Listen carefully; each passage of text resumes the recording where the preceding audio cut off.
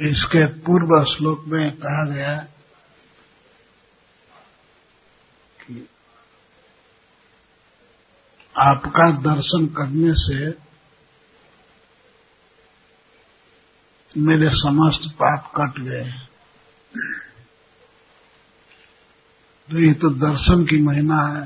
आपका केवल एक बार नाम सुनने से पुलकस भी तर जाता है, पाप मुक्त हो जाता है। चंडाल, यहाँ चंडाल से तात्पर्य है कितना भी बड़ा पापी हो, चाहे क्रिश्चियन हो, चाहे मुसलमान हो या चंडाल कोई हो, एक बार आपका नाम सुनने से, केवल सुनने से समस्त पापों से मुक्त हो जाता है, बल्कि संसार बंधन से मुक्त हो जाता है।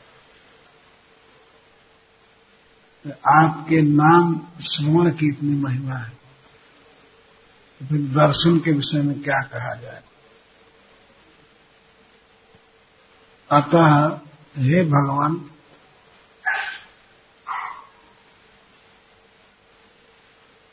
आपका अवलोक, अवलोक के दो अर्थ हैं।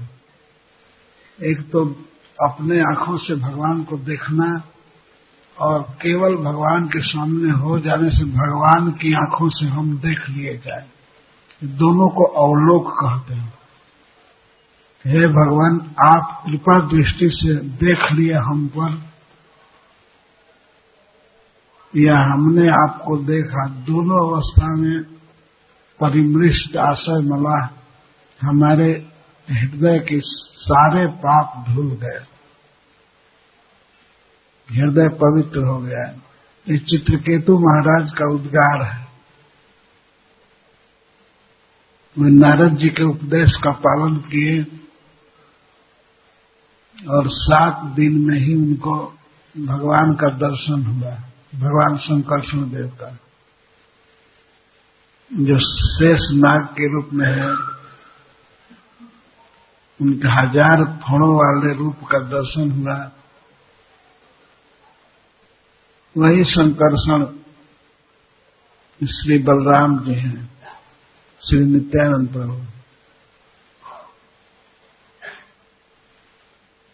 तो स्तुति करते हुए चित्रकेतु महाराज कहते हैं,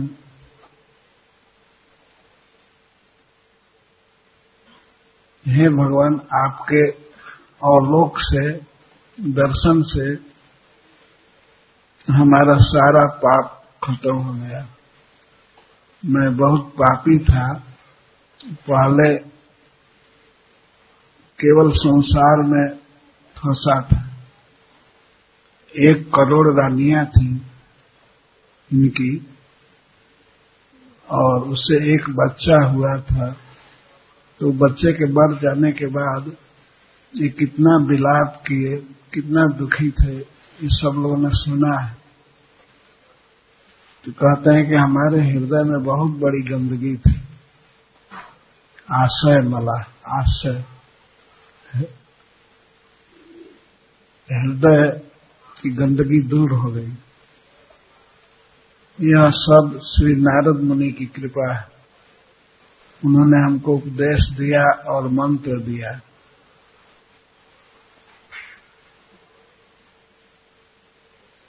ये कहते हैं कि नारद मुनि ताव के न आपके हैं,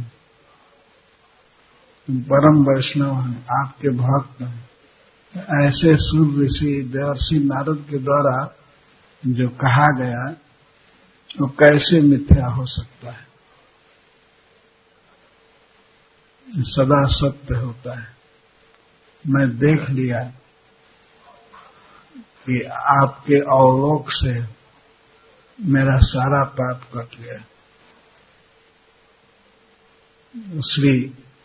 श्रील प्रभुपाद जी इसके परपर्ट में कहते हैं, हम इस संसार में अशुद्ध हैं, अपने प्रयास से भगवान का दर्शन नहीं कर पाएंगे, पर श्री नारद जी, वेदव्यास देव और असित जैसे महापुरुषों के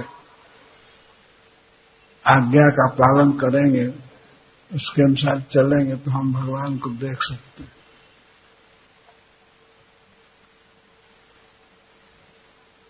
जिनका नाम श्रील प्रभुपाद जी यहां रख रहे हैं, उनका नाम गीता में भी आया है। भगवान ने, अर्जुन ने स्वयं कहा है कि हे कृष्ण, मैं विश्वास करता हूं कि आप परम ब्रह्म हैं, परम धाम है, परम पवित्र है। परम ब्रह्म परम धाम पवित्रम परमम भगवान। और आहुष त्वाम ऋषयः सर्वे, आपके विषय में सभी ऋषि कहते हैं। आहुष त्वाम ऋषयः सर्वे देवर्षि नारदस् तथा, देवर्षि नारद जी आपके विषय में कहते हैं। असितो व्यासो,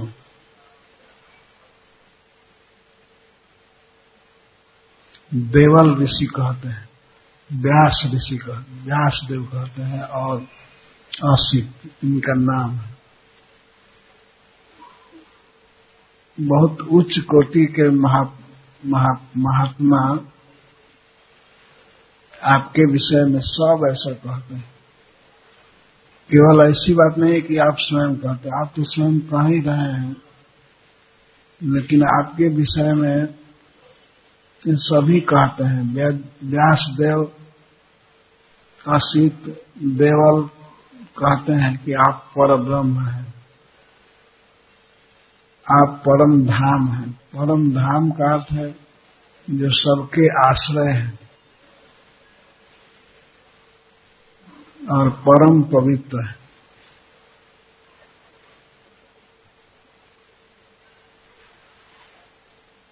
आहुष त्वाम ऋषयः सर्वे। कोई व्यक्ति अपने विषय में अगर बोले तो उसकी बात उतनी प्रमाण नहीं मानी जाती। उसके विषय में वही बात यदि बड़े बड़े पुरुष बोले तो वह बात प्रमाण होती।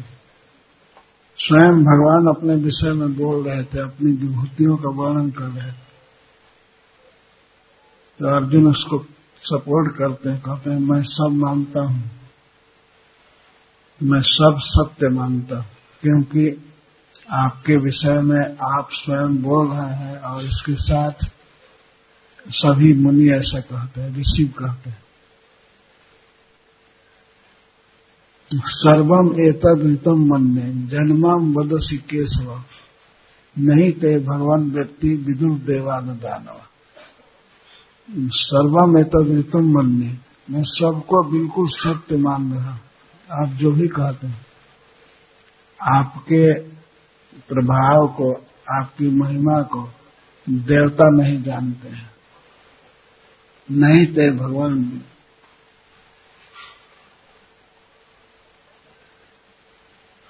देवा न दानवा, देवता नहीं जानते हैं और दानव भी नहीं जानते, फिर मनुष्य कहां से जानेंगे? मनुष्य तो बहुत छोटे स्तर के जीव हैं।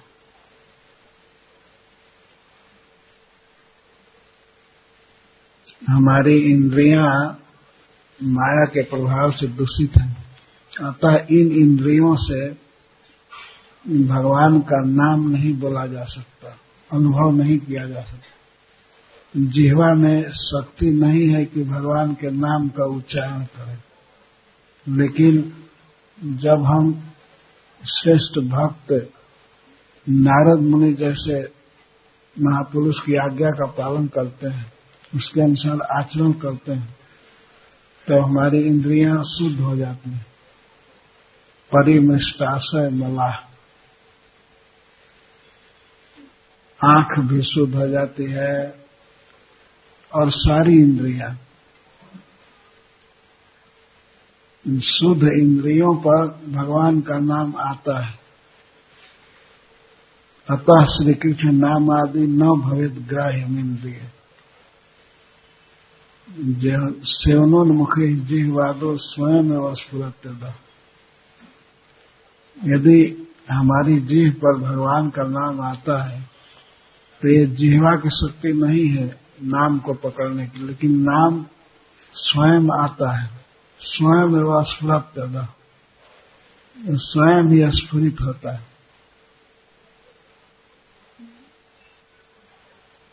इंद्रियों में शक्ति नहीं है कि स्पिरिचुअल भगवान के नाम को पकड़ सके या उनका दर्शन कर सके, लेकिन इन्हीं इंद्रियों में शक्ति आ जाती है जब हम सेवनोन्मुख होते हैं, भगवान की सेवा करना चाहते हैं। अगर हम बोलने की कामना करते हैं भगवान के नाम की, तो वो नाम स्वयं जिह्वा पर आ जाता है।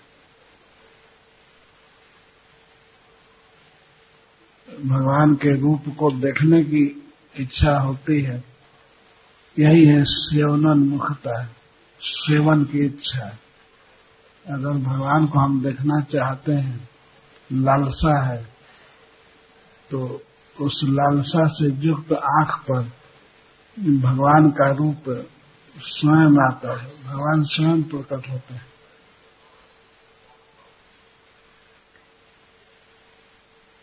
जैसे सूर्य को देखने की शक्ति हमें नहीं है, लेकिन सूर्य स्वयं जब आता है आकाश में तो उसकी कृपा से हम देख सकते हैं उनको। ऐसे रात्रि में जब चारों तरफ अंधकार होता है, उस समय सूर्य को हम नहीं देख सकते। अंधकार में टार्च जला करके या लाइट जला करके हम देखना चाहें सूर्य को, नहीं देखेंगे, लेकिन वही सूर्य स्वयं अपनी इच्छा से जब प्रकट होगा तब आसानी से देख सकते हैं।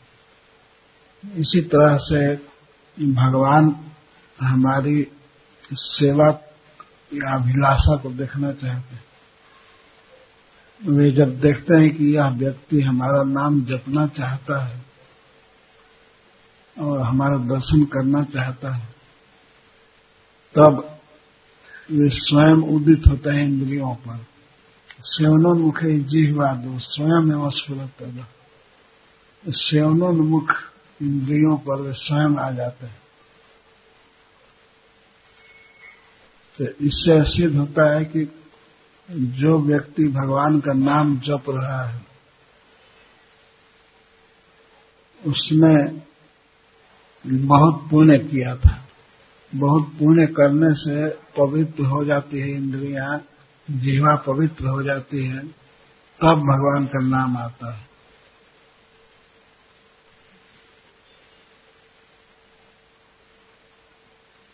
भगवान का नाम ऐसे नहीं आ सकता है, स्वयं आता है।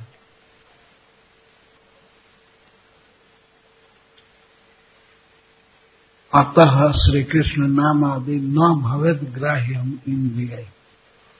रूप गोस्वामी पाद जी कहते हैं भक्ति गोस्वामी सिंधु में, अतः श्री कृष्ण का नाम आदि, नाम रूप लीला जो भी है, न भवेद ग्राह्यम इंद्रिय, इंद्रियों से ग्राह्य नहीं है, तो पकड़ में नहीं आ सकता है। लेकिन सेवनोन्मुखे ही जिह्वा दो, सेवनोन्मुख जब भक्त भगवान की सेवा करने की इच्छा करता है, उसकी इच्छा होती है कि मैं देखूं भगवान को, मैं सुनूं और मैं भगवान का नाम जपूं, तब उसके जिह्वा दो, जिह्वा आदि पर, जिह्वा पर, आंख में, कान में भगवान आ जाते हैं। ऐसा श्री नारद जी ने कहा है और हमसे उन्होंने कहा, तो उसी को चित्रकेतु महाराज कहते हैं, सुरशिला जत कथितम, जो बात देवर्षि नारद जी ने कहा है, कथम अन्यथा भवति, वह झूठा कैसे हो सकता है। आज प्रत्यक्ष हो गया, हमने भगवान का नाम जप किया, आपको प्रणाम किया, तो मैं आपको देख रहा हूं। यह श्री नारद जी का वचन था, उपदेश था कि दर्शन होगा। तो श्री नारद जी का उपदेश कैसे मिथ्या हो सकता है? ऐसे सब जगह उपदेश सुलभ है। श्रीमद् भागवतम में, नारद पंचरात्र में, महाभारत में, रामायण में, सब जगह ये सुलभ है, वर्णन है उपदेश। हमको श्रद्धा करके केवल उन उपदेशों का पालन करने की आवश्यकता है। पहली चीज है श्रद्धा कि ये बात बिल्कुल ठीक है, परम सत्य है, इसको श्रद्धा कहते हैं। श्रद्धा शब्द विश्वास कहे, सुदृढ़ निश्चय, अपने जीवन में सुदृढ़ निश्चय होना चाहिए। गीता पढ़ करके विश्वास को पोषना चाहिए। भगवान ने बातें कहे हैं,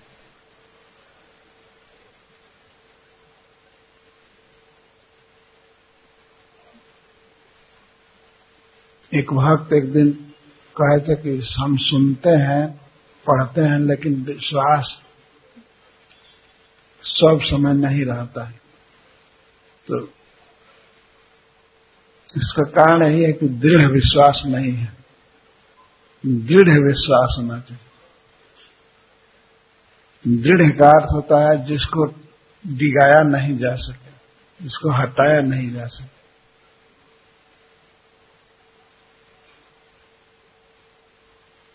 दृढ़ विश्वास भगवद गीता और जीटीज में, यही वह ग्रंथ है जिसका उपदेश स्वयं भगवान ने किया है। ये सबसे श्रेष्ठ है, साक्षात भगवान की वाणी है। कई बार मन में तर्क उठता है, कई लोग सोच सकते हैं और भी ग्रंथ हैं, तो हम उनको क्यों न माने। जैसे बाइबिल है, होली कुरान है, और भी ग्रंथ हैं। वो ठीक है, ग्रंथ हैं, लेकिन भगवत गीता के समान कोई नहीं। ये अपने मन में धारणा होनी चाहिए। और दूसरी बात, अगर कोई ग्रंथ है तो हम तो एक आदमी हैं, ये कहीं पंथ पकड़ेंगे ना, हम अपने ट्रैक पर चलें। भगवत गीता की बात हमें माननी है। एक बार प्रभुपाद जी प्रवचन कर रहे थे हैदराबाद में, तो एक विद्यार्थी खड़ा हुआ है, वो प्रश्न किया, हम आपकी बात, गीता की बात कैसे मान लें, कैसे आंख बंद करके मान लें। अंग्रेजी में पूछ रहा था। तो प्रभुपाद ने कहा, मैं कहाँ कहता हूं कि आंख बंद करके मानो, आंख खोलो और पढ़ो तब मानो। मैं ये नहीं कहता हूं कि ब्लाइंडली एक्सेप्ट करो, लेकिन ब्लाइंडली रिजेक्ट भी मत करो। प्रभुपाद ने कहा, कैसे, तुम बताओ गीता में क्या कमी है, कौन श्लोक में, कौन शब्द में कुछ कमी है। तो वो कहा कि हमको कमी तो नहीं मिलती है। तो ठीक है, इसी तरह से पढ़ो, आंख खोल करके पढ़ो, देखो, और तब रिजेक्ट करो या एक्सेप्ट करो। तुम ब्लाइंडली मान नहीं सकते हो तो ब्लाइंडली रिजेक्ट भी नहीं कर सकते।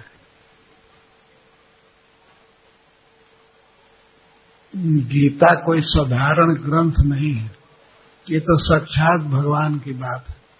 और इसका उपदेश किया है भगवान ने हम सभी मानवों के हित के लिए, सभी मानवों के लिए। गीता में जगह जगह मानव शब्द का प्रयोग है। उसमें कहीं भी हिंदू, या क्रिश्चियन, इन शब्दों का प्रयोग नहीं है। मानवा स्व कर्मणात्मभ्यर्थ सिद्धिं विन्दन्ति मानवा,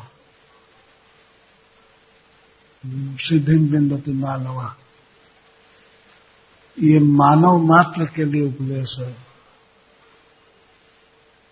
अवश्य यह गाय के लिए नहीं है, ये बैल के लिए नहीं है, लेकिन मनुष्य के लिए है।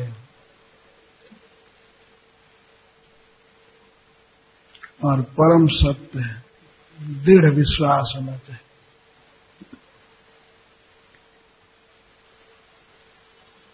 प्रतिदिन कुछ पढ़ना चाहिए अपने जीवन के लिए।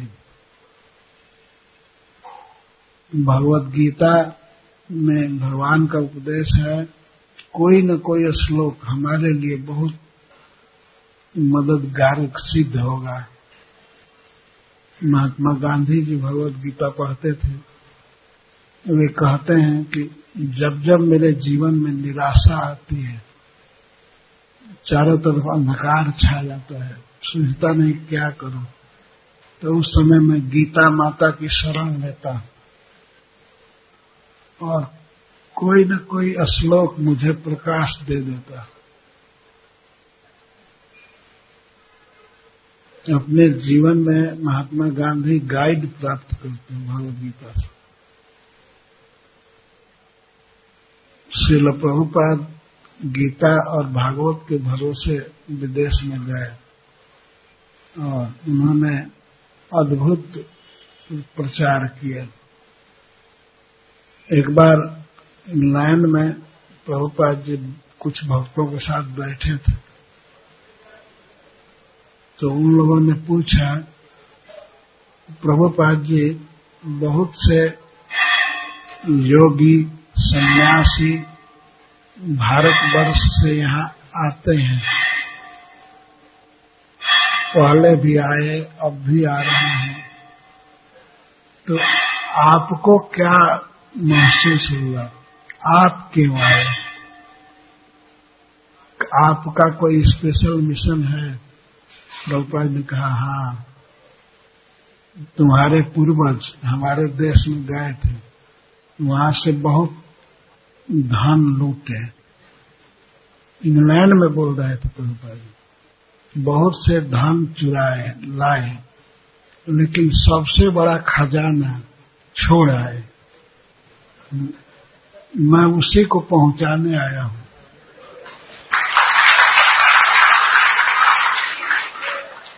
वो खजाना क्या है? पहला नाम लिए प्रभुपाद जी, श्रीमद् भगवत गीता है, उसी गीता एजिटी को मैं पहुंचाने आया हूं। सबसे बड़ा धन भारत का, इससे तुम्हारा जीवन धन्य हो जाएगा, इसको पढ़ो। यही प्रभुपाद जी ने कहा, मैं आया स्पेशल मिशन लेकर आया हूं, गीता की सबसे सुंदर व्याख्या लेकर के आया हूं। सबसे बड़ा धन जिसको तुम्हारे पूर्वजों ने छुआ तक नहीं, सब धन लूटे लेकिन असली धन को छोड़कर आ गए। तो वो धन तो हम लोगों को सुलभ है, Bhagavad Gita as it is. अपना जीवन धन्य करने के लिए, जीवन की सारी समस्याओं का हल करने के लिए और सुख शांति प्राप्त करने के लिए, ये भगवत गीता छोटा ग्रंथ है, इसी को बार बार पढ़ना चाहिए, बार बार सुनना चाहिए।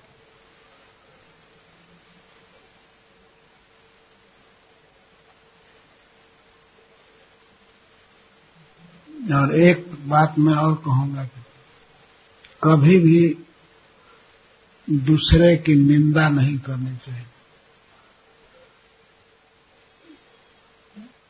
रामचरितमानस के अंत में पक्षीराज गरुड़ जी प्रश्न किए हैं, 7 प्रश्न। कालभूषुंडी जी से।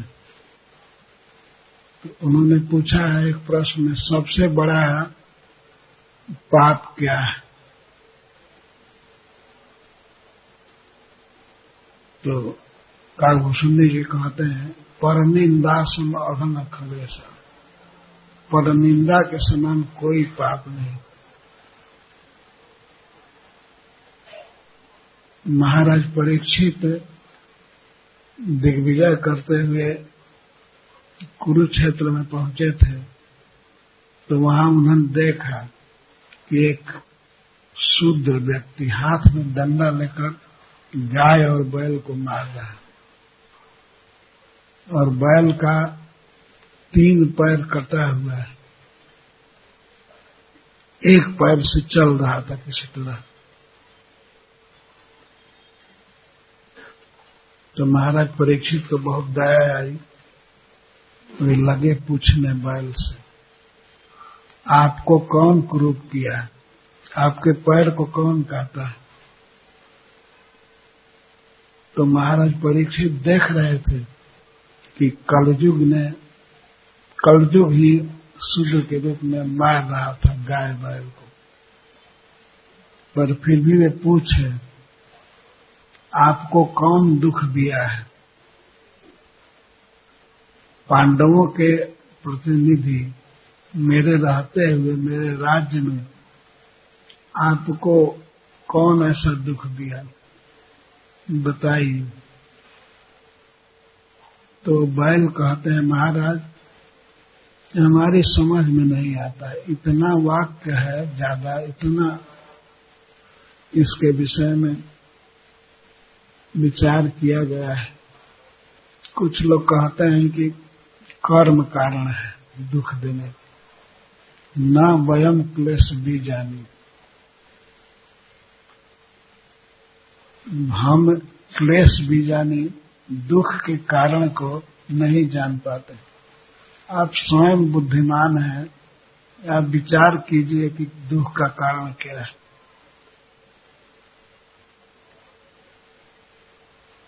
तो महाराज परीक्षित देख रहे थे सामने, यह व्यक्ति मार रहा है बैल को, गाय को, और फिर भी बैल कह रहे हैं कि हमको मालूम नहीं। कोई कर्म को कारण कहते हैं, कोई स्वभाव को, कोई अपने को ही कारण मानते हैं। जीव के दुख का कारण जीव ही है, दूसरा नहीं। अतः मैं तो समझ नहीं पाता हूं। धर्म ने कहा कि मैं समझ नहीं पाता हूं दुख का कारण क्या है। आप बहुत बड़े वंश में जन्म लिए हैं, अर्जुन के वंश में, आप स्वयं विचार कीजिए।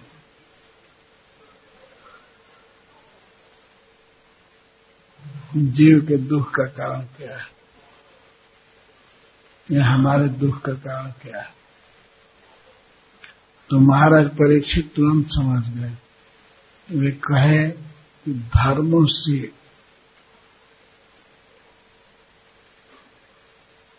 आप धर्म हैं, आप धर्म की बात जानते हैं, आप सब कुछ जानते हुए भी बता नहीं रहे। जद धर्म कृत स्थानम सूचकस्यापि तद्भवेत्। जो पाप करने वाले व्यक्ति को होता है नरक आदि, वही दंड उसको भी मिलता है जो सूचित करता है। किसी के दोष को यदि कोई कहता है तो वह कहने वाला व्यक्ति भी उसी पाप का भागी होता है। इसीलिए संसार में किसी के दोष को कभी नहीं कहना चाहिए। सूचकस्यापि तद्भवेत्। जद धर्म कृत स्थानम सूचकस्यापि तद्भवेत्। पाप करने वाले व्यक्ति की जो स्थिति होती है वही उसकी सूचना देने वाले को भी होती है। सूचक से सूचक कहते हैं चुगलखोर, जो चुगली करता है, वह भी उससे के समान ही पापी है। अतः काकभूषुंडी जी कहते हैं परनिंदा सम अघन खगेश, पर निंदा के समान अघ है ही नहीं कोई। अपने को शुद्ध रखना चाहिए। शुद्ध हृदय में ही भगवान आते हैं।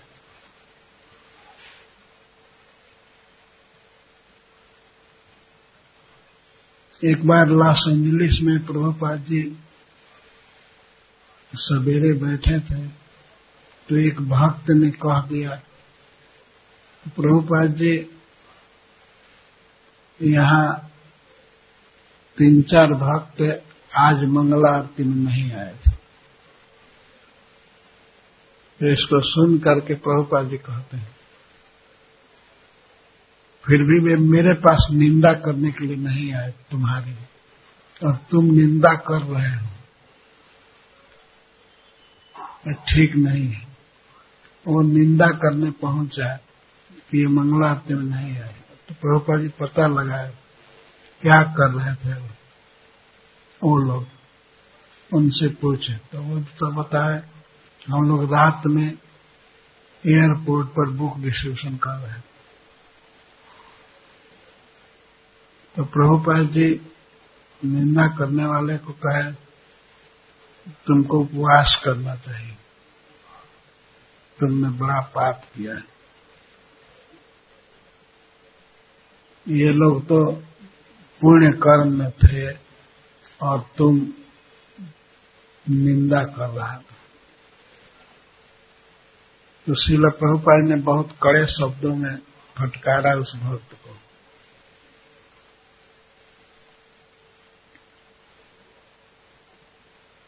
ये चुगलखोरी बहुत बड़ा पाप है। कुछ लोगों की आदत होती है किसी के बुराई को फैलाना। इस संसार में बहुत बुराई है, बुराई को फैलाना नहीं चाहिए। जितना हो सके बुराई को दबाना चाहिए, फैलाना नहीं चाहिए। गंदगी फैलाने से गंदगी बढ़ती है। किसी के पास पहुंच करके और किसी के दोष को बताने से वह व्यक्ति जो बोल रहा है वो तो अशुद्ध होता ही है, जो सुनता है उसका भी कान अशुद्ध हो जाता है। उसका चिंतन करने से हृदय दूषित होता है। तो जो व्यक्ति चाहता है जीवन में उन्नति, वो भूल करके भी ये काम ना करे। किसी के दोष को अगर सुना है, देखा है, तो अपने तक रखे। अपने हृदय में ही जो भी गंदगी है रहे, दूसरे का कान अशुद्ध न करे। ये सबका कर्तव्य है। विशेष करके ये भक्तों में देखा जाता है, वे तुरंत किसी दूसरे भक्त की निंदा करने लगते हैं। जैसे लगता है कि वे भूखे हैं और वो दूसरे को यही परोस रहे हैं। स्वयं ये न देखें दूसरे की बुराई, और अगर दिखाई पड़े तो अपने ही घर में रखें, अपने हृदय में।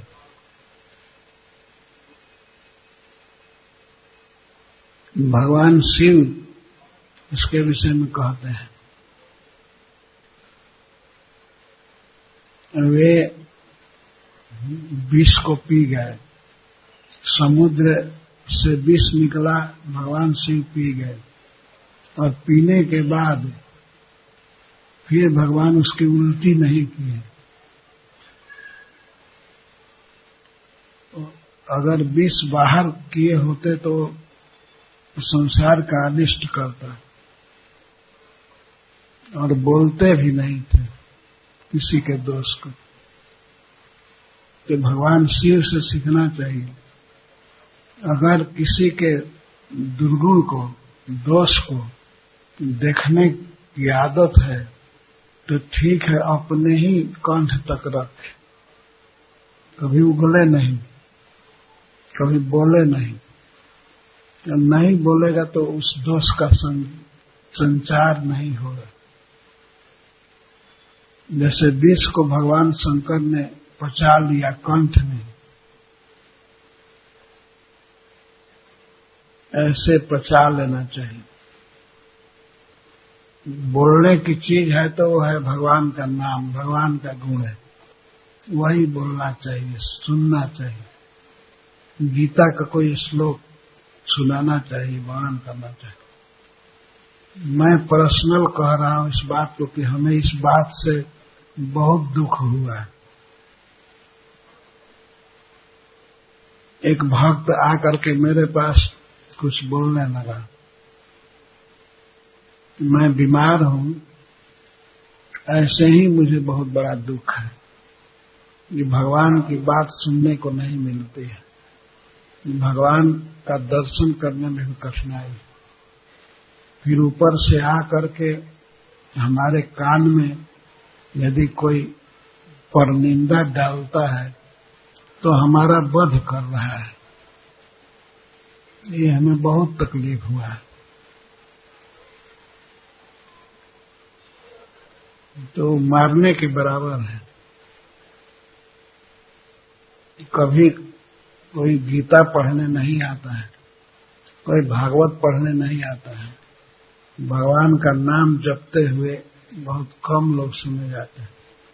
सबको केवल भगवान का नाम जपना चाहिए, अपने को और संसार को, सबको शुद्ध करने के लिए। कभी भी भूल करके भी परनिंदा न किया जाए, दूसरे की बुराई, यही सबसे बड़ा पाप है। यही है हृदय का मल, जिसको चित्रकेतु महाराज कह रहे हैं, मैं शुद्ध हो गया, मुझ में अब गंदगी नहीं है। एक समय उनमें कितनी बड़ी गंदगी थी,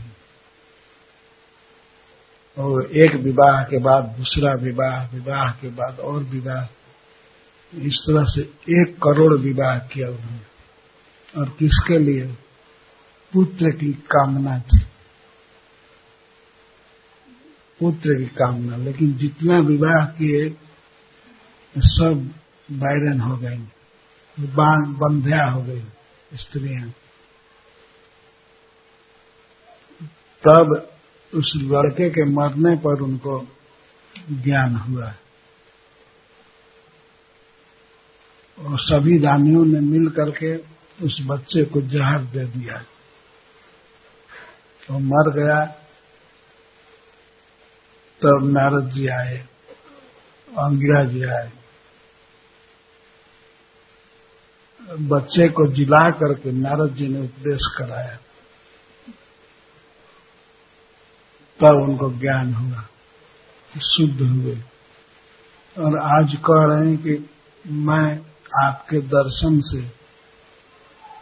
पवित्र हो गया, मेरे हृदय का दोष समाप्त हो गया।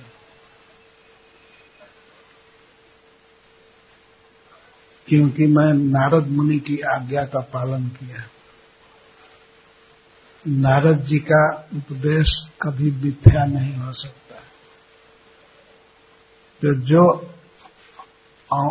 चित्रकेतु महाराज के लिए सत्य है, वो हमारे लिए भी सत्य है।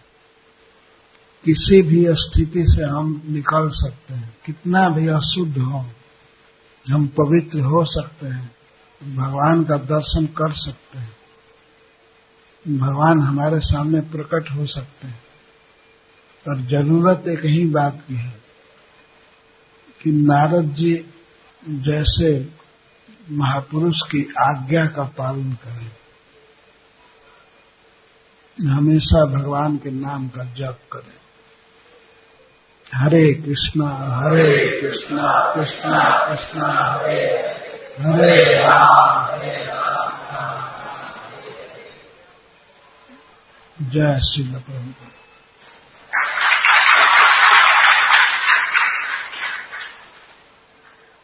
हरे कृष्ण महाराज, मेरा 2 क्वेश्चन है। पहला प्रश्न है, आप बोले कि भगवान का दर्शन करने से पहले जो संसार बंधन से मुक्ति हो जाते, जो भगवान का दर्शन के लिए बाहर लोग इधर आते भी, भक्त इधर आते और माया बंधन से बंद हो जाते और संसार से डूब जाते, ये कैसे उदाहरण है? संसार का मतलब पहले समझिए। संसार का मतलब है एक शरीर के बाद दूसरा शरीर लेना, जन्म मरण, और जन्म मरण का कारण है कर्म वासना।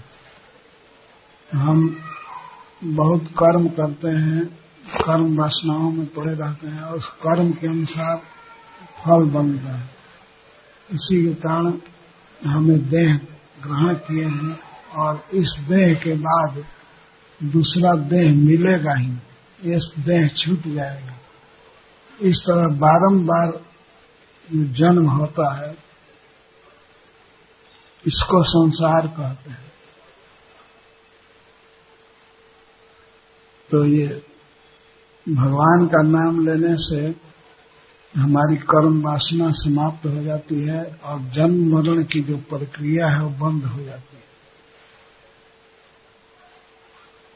अच्छा हरे कृष्ण महाराज, ये यदि ठीक है, अच्छा पाकिस्तान में हमारे भी प्रचार होता है और श्रीलंका में प्रचार भी होता है और हरे कृष्ण महामंत्री सबको मालूम है, लेकिन मुसलमान लोग जो काट देते, लोग को मार देते, छोटे छोटे बच्चों को मार देते, ये लोग कहाँ जाएंगे मरने के बाद? तो वो लोग कहाँ जाएंगे? उनके कर्म के अनुसार वो तो जमराज जी बताएंगे, हमको मालूम नहीं है।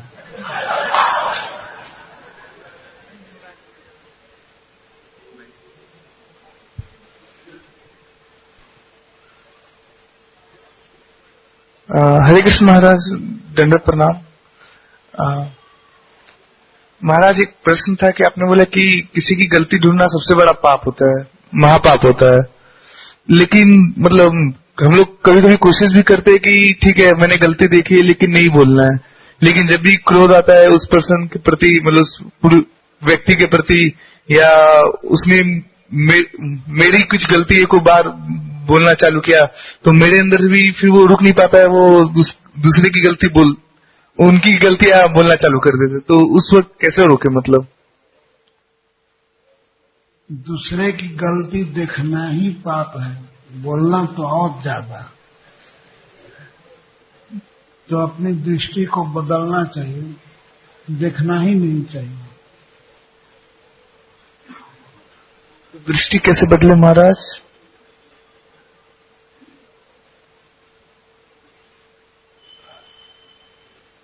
कोई पाप किया है, गलती कर रहा है, तो गलती कौन कराया है, इस विषय में बहुत तर्क है, बहुत बातें हैं, तो कुछ निश्चय नहीं हो पाता है क्यों गलती किया। इसीलिए ये सब देखना ही पाप है। गलती देखना है तो अपनी गलती को देखना चाहिए, अपने हृदय को देखना चाहिए। हम लोग प्रतिदिन स्नान करते हैं तो अपने शरीर को शुद्ध करते हैं, हम दूसरे की चिंता नहीं करते हैं। वह व्यक्ति नहाया नहीं, वह व्यक्ति सो रहा है, क्या कर रहा है, हमें अपनी शुद्धि करनी है। स्नान करते हैं, आंख धोते हैं, दांत धोते हैं, इस तरह अपने को शुद्ध रखने के लिए दूसरे की गलती नहीं देखना है।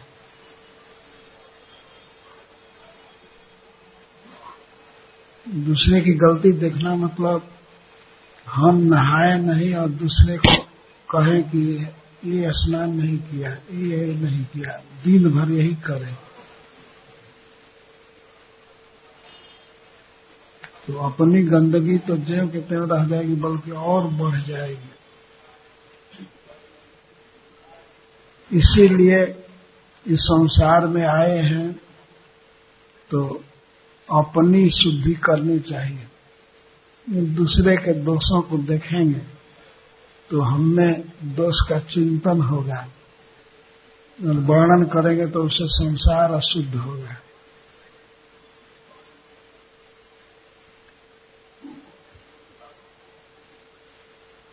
हरे कृष्ण महाराज जी।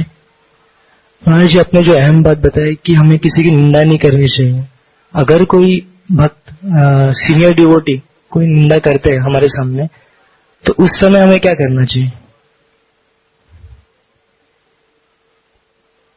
मैं ये कहा कि किसी की निंदा नहीं करनी चाहिए, ये व्यक्ति के लिए सुझाव है। निंदा करने से हमारी अशुद्धि बढ़ती है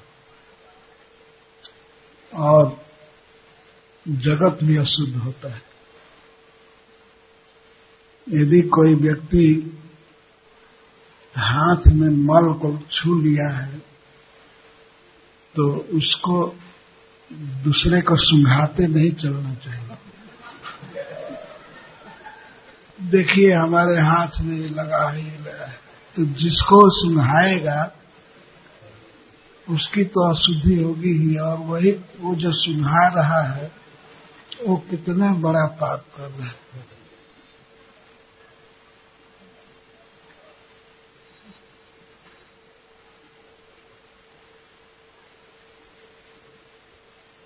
अगर सीनियर भक्त है, वो किसी को डांट रहा है, समझा रहा है, तो वो निंदा नहीं है।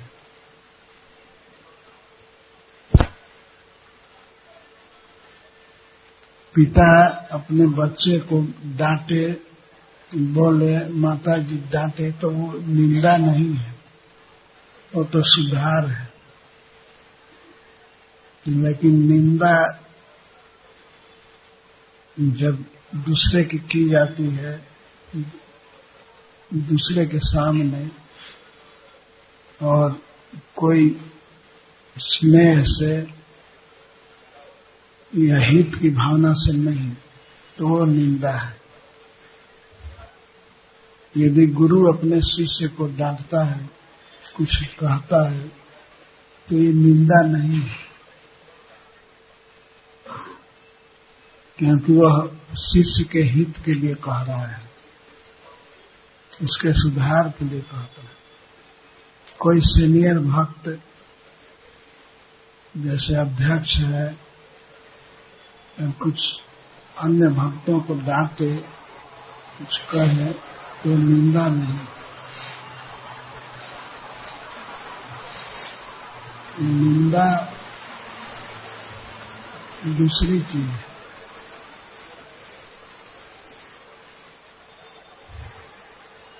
महाराज हरे कृष्णा, हरे कृष्णा। महाराज हरे कृष्णा। अगर भगवान साधारण व्यक्ति का रूप धारण करके हमारा सामने प्रकट होता है और उस टाइम में हम भगवान को नहीं पहचान पाते हैं, वो हमारा दुरादृष्ट समझने का है क्या? क्या ठीक से बोलिए, मैं नहीं सुना। असल में उधर माइक स्पीकर है, तो उधर से आवाज आ रही थी, तो मैं आपको नहीं समझ पाया। अच्छी। अगर भगवान साधारण व्यक्ति का रूप धारण करके हमारा सामने प्रकट होता है और उस समय हम भगवान को पहचान नहीं पाते हैं, वो हमारा दुरादृष्ट समझने का है क्या?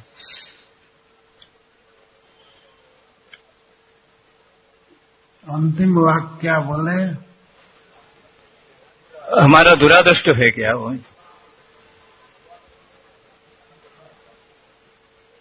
हम भगवान को पहचान नहीं पाए, वो तो मैं समझा, लेकिन इसके बाद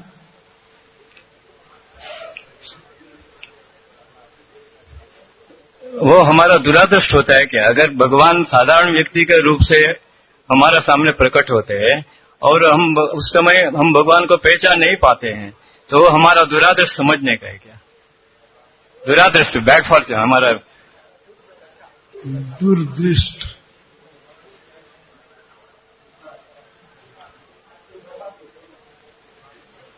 दुर्भाग्य, हमारा दुर्भाग्य समझने का है क्या?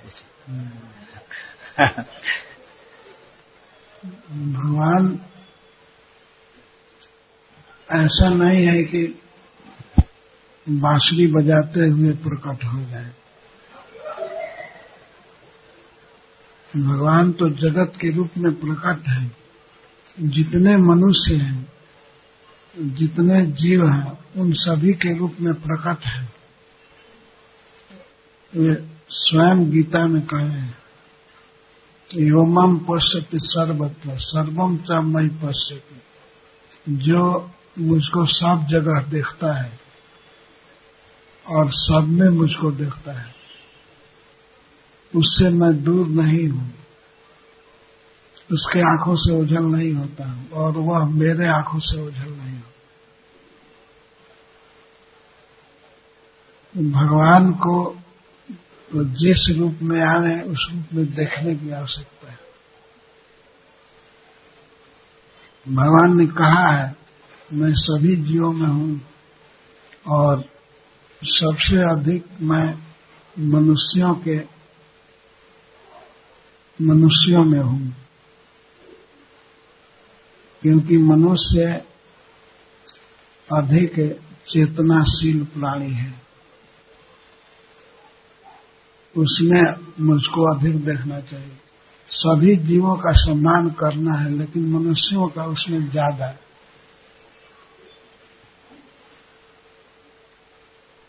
धीरे धीरे हम भगवान को ऐसे समझेंगे।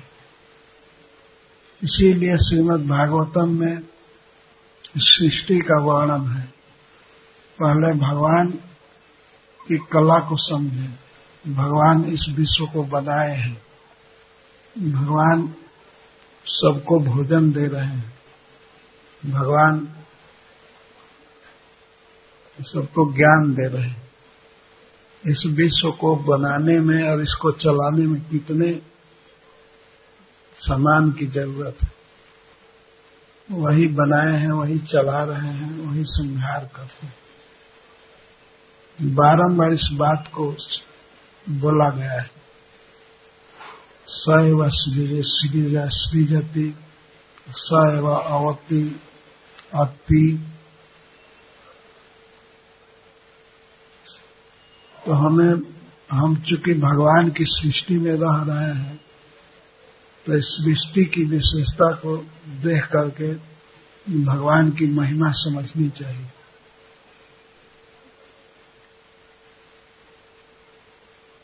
हमारे सामने जो भगवान ने रचना किए हैं, इसको देखना चाहिए। जैसे हम प्रभुपाद जी को समझना चाहते हैं, तो केवल प्रभुपाद जी के पिक्चर को देखने से हम नहीं समझ पाएंगे। श्रील प्रभुपाद जी के द्वारा रचित ग्रंथ को देखेंगे, उनके द्वारा बनाए हुए मंदिर को, या प्रभुपाद जी को समझने की विधि है। ऐसे ही कृष्ण को समझने की विधि है, उनके द्वारा रचे हुए इस विश्व की विशेषता को दिखना। कितनी बड़ी बुद्धि होगी उस व्यक्ति को जिसने विश्व का निर्माण किया। कई लोग जाते हैं देखने आगरा ताजमहल को, और उसके कारण शाहजहां की स्तुति करते, वो प्रशंसा करते, लेकिन ताजमहल में क्या है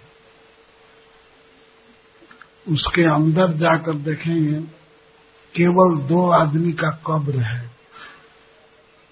कब्र है, वह श्मशान है, उसमें और कुछ नहीं है, लेकिन फिर भी लोग देखने जाते हैं। तो भगवान की सृष्टि को समझना है, भगवान की विशेषता को, कि भगवान परम बुद्धिमान है, इस संसार की रचना कर दी। और कैसे किए? केवल दृष्टि से। वे विचार किए कि संसार बने तो बहुत से जीव उत्पन्न हो गए, बहुत से ब्रह्मांड,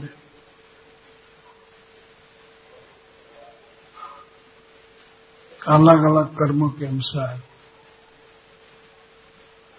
जीवों में मछलियां भी हैं, पेड़ पौधे और भी पक्षी जन्म लिए, पशु जन्म लिए, मनुष्य जन्म लिए। इनको भगवान ने जन्म दिया और उसके बाद पालन भी किया।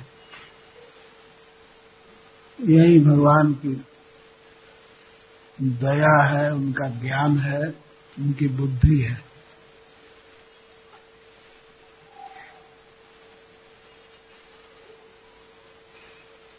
तो भगवान की बुद्धि का अध्ययन करना चाहिए। एक इंजीनियर के द्वारा बनाया हुआ घर हम देखकर आश्चर्य करते हैं और उसकी प्रशंसा करते हैं, लेकिन इस विश्व के विशेषता का जब हम ध्यान करेंगे, विचार करेंगे, तब भगवान की महिमा समझेंगे। भगवान को समझने के लिए पहले उनकी सृष्टि को देखना होता है।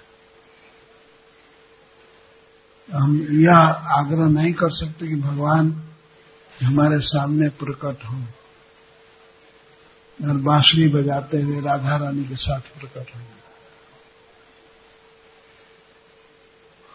भगवान अपने विषय में जो वर्णन करते हैं भगवत गीता में, वो पहले देखना चाहिए।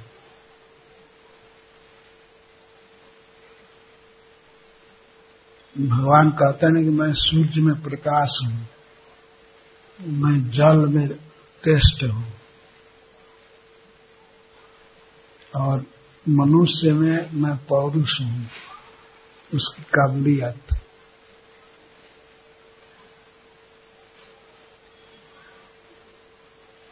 भगवान को इसी रूप में हमें समझना पड़ेगा। यही विधि है। हम लोग जल प्रतिदिन पीते हैं, जल में जो टेस्ट है वो भगवान है। यदि किसी व्यक्ति को खूब प्यास लगी है तो जल के रस का अनुभव कर सकता है। तो इसका अर्थ है कि हम एक गिलास पानी पीते समय भी कृष्ण भावना भावित हो सकते हैं। कोई जरूरी नहीं है कि हम भगवान को देख करके तब कृष्ण भावना भावित हो। पानी पीते समय भी हम ये विचार करें कि ये पानी कौन बनाया, पानी में जो शक्ति है हमको तृप्त करने की, एक कौन है, तो वो भगवान कृष्ण है। तो पानी पीते समय भी हम कृष्ण भक्ति कर सकते हैं। एक एक घूंट पर हम केवल विचार करें कि यह पानी भगवान कृष्ण दिए हैं हमको तृप्त करने के लिए। और सूर्य में, चंद्रमा में मैं प्रकाश कहते हैं। कभी प्रकाश देखें तो विचार करें कि ये भगवान कृष्ण कितने दिव्य है, कितने प्रकाशित हैं। उन्होंने सूर्य में प्रकाश दिया है, जिस प्रकाश से हम सभी जीवित रहते हैं, काम करते हैं। तो प्रकाश देखते ही हम भगवान का स्मरण करें। भगवत गीता में भगवान ने बातें बताई है ना, मैं प्रभास्मी शशि सूर्य, मैं सूर्य और चंद्रमा में प्रकाश हूं। रसोहम अपसु कौन्तेय, अपसु जलों में मैं रस हूं। श्रील प्रभुपाद जी कहा करते थे, यदि कोई शराब पीता है तो शराब पीते समय भी वो भगवान का स्मरण कर सकता है। ये भगवान शराब में शक्ति दिए हैं, वही बनाए हैं। पानी वो बनाए, लेकिन शराब तो मनुष्य ने बनाया। तो शराब पीते समय भी एक आनंद होता है, तो वह आनंद भगवान कृष्ण से मिल रहा है।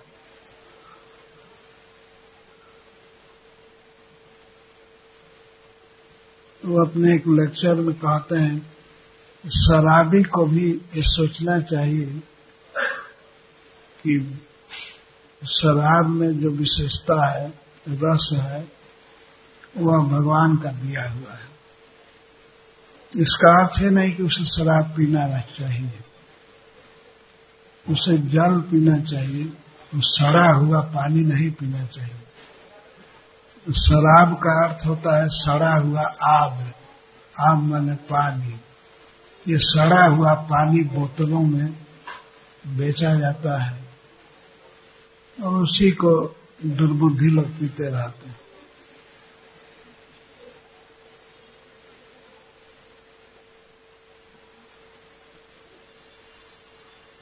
तो भगवान अपने को जैसे समझा रहे हैं वैसे समझना चाहिए। भगवत गीता में वो विधि है समझने की।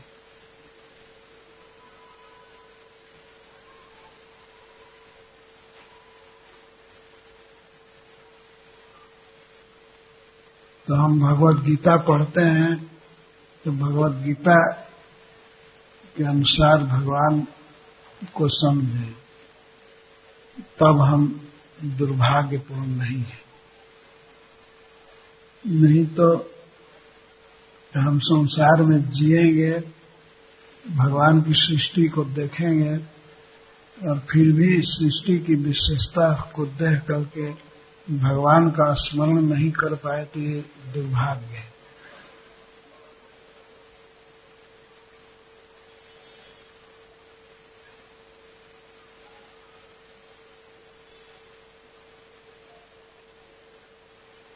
सब समय भगवत गीता के अनुसार भगवान की विशेषता हमारे मन में धस जानी चाहिए। वही जिला रहे हैं, वही प्रकाश दे रहे हैं, वही भोजन दे रहे हैं, विविध रूप में। मनुष्यों में भी वे शक्ति दे करके हमें विविध वस्तुएं दे रहे हैं।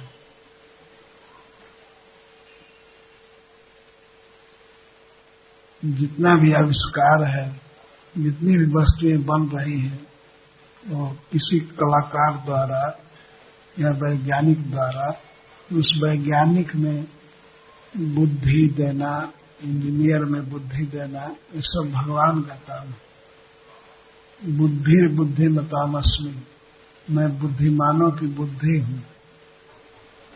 तेजस्वी नाम हूँ, मैं तेजस्वियों का तेज हूँ। तो ये समझना कि ये सब कुछ कृष्ण के द्वारा मिल रहा है। अगर बहुत अच्छा घर बना है, बहुत अच्छी मोटर गाड़ी है, तो वो सब कृष्ण दिए हैं।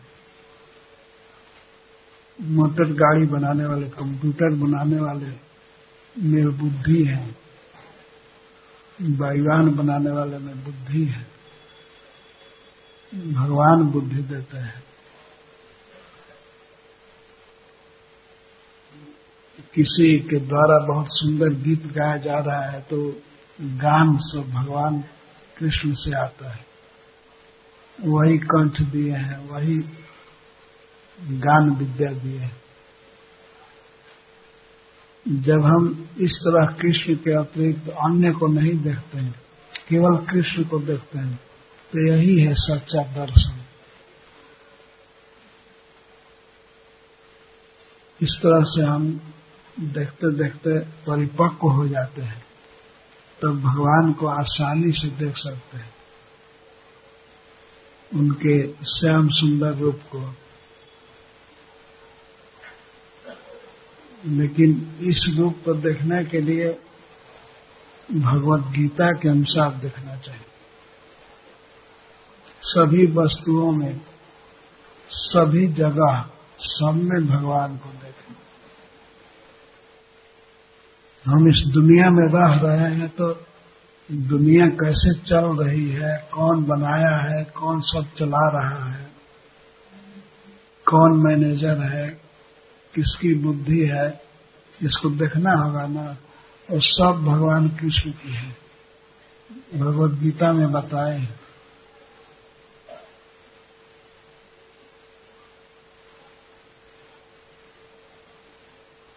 यदि गुण गाना है, विशेषता गानी है, तो भगवान कृष्ण की ही गानी चाहिए।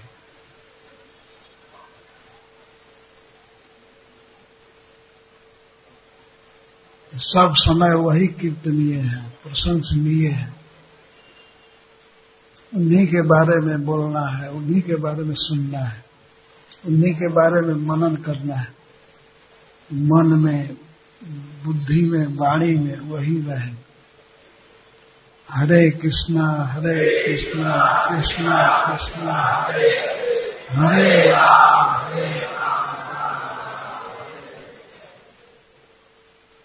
जय श्री राधे।